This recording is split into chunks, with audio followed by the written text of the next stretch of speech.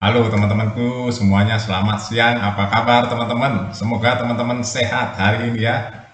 Saya semangat teman-teman hari ini karena saya memang sedang melihat Kejaksaan Agung sekarang menunjukkan giginya, menangkapi koruptor-koruptor kakap. Baru Presiden Prabowo menjabat berapa hari, koruptor kakap sudah dipetakan.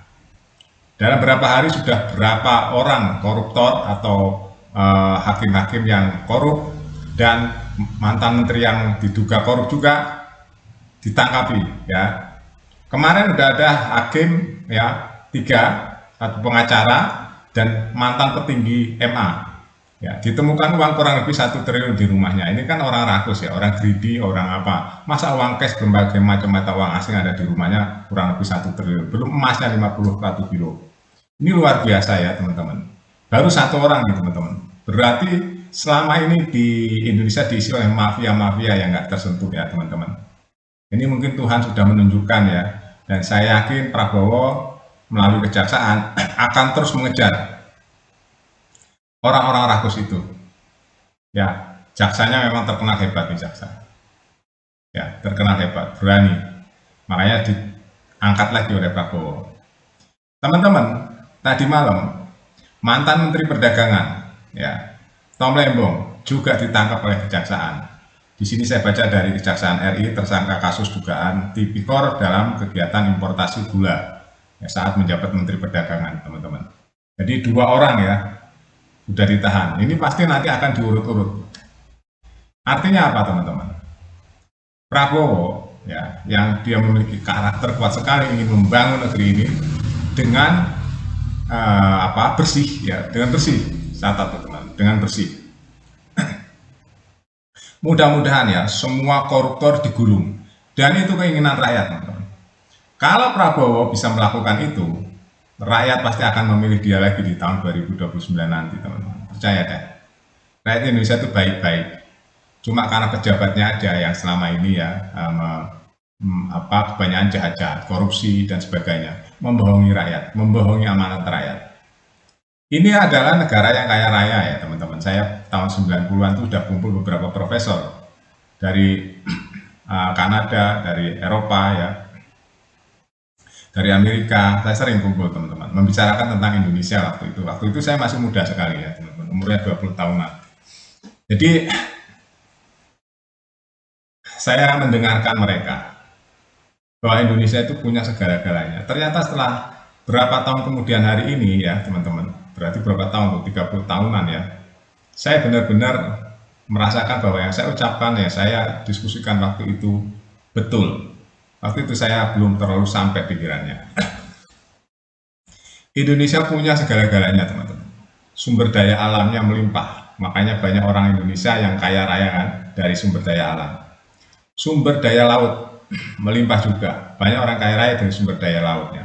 Sumber daya matahari melimpah juga ya, itu untuk kebutuhan negara sudah cukup teman-teman, sumber daya matahari untuk energinya. Sumber daya air ya melimpah, bayangin aja, tanah subur makmur. Di dalam kandungan tanah Indonesia terdapat logam-logam yang sangat berharga sekali. Cuma waktu itu saya sering ngobrol tentang sumber daya manusianya yang belum memadai, makanya Indonesia tertinggal.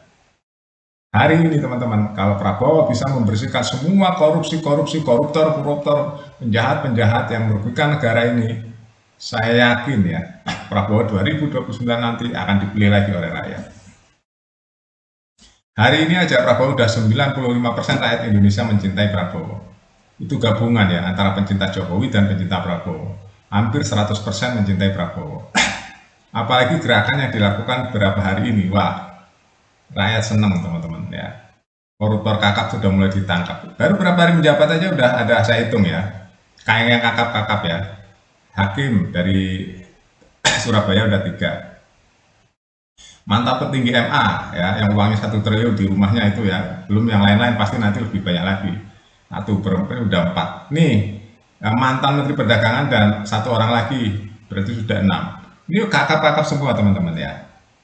Bayangin aja, baru jabat berapa hari. Dan saya, ini analisa saya ya teman-teman. Analisa saya ini berapa hari ke depan lagi akan ada koruptor-koruptor kakap-kakap lain yang ditangkapi. Ini analisa saya.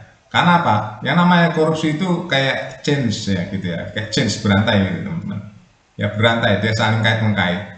Nanti kalau dikorek-korek dari kejaksaan ya mengorek yang di MA aja, petinggi MA itu pasti nanti teman-teman ya dalam kurun waktu 10 tahun terbelakang ya ke belakang itu banyak yang ditangkapi teman-teman ya, harus jujur itu, kalau nggak jujur harus dihukum maksimal itu ya. Mantan petinggi MA yang di rumahnya ada uang bertumpuk-tumpuk 1 triliun kurang lebih itu ya, emasnya aja 51 kilo edan ya, baru itu yang di situ aja. Saya yakin asetnya di mana-mana. Oke, singkat ceritanya itu teman-teman ya. Dan hari ini juga banyak masyarakat senang melihat mantan menteri ditahan dengan dugaan ya, nih teman-teman, dugaan tindakan tipikor dalam kegiatan importasi gula saat menjabat Menteri Perdagangan. Jadi ini angin segar buat pemberantasan korupsi Indonesia tanpa pandang bulu ya, semua disikat. Saya pinginnya selamanya Prabowo seperti itu ya, memimpinnya. Korupsi dari akar rumput sampai tertingginya harus disikat semuanya. Biar negara ini teratur, bersih, dan rakyat menikmati kemerdekaan. Bukan pejabat dan orang-orang penting saja yang menikmati kemerdekaan, rakyat kecil juga harus bisa menikmati kemerdekaan. Ya, karena tanpa rakyat juga nggak ada artinya mereka itu teman-teman ya. Karena yang bayar pajak itu adalah rakyat. Ya, jadi pengkhianat-pengkhianat harus ditangkap semua. Ya, itu saya yakin ke depan kita akan mendengarkan lagi siapa-siapa lagi yang akan ditangkap. Seru juga ya teman-teman. Ya, ini kayak sesuatu yang baru di zaman pemerintahan Prabowo. Terima kasih teman-teman. Kita tunggu lagi berita terbarunya. Sampai jumpa.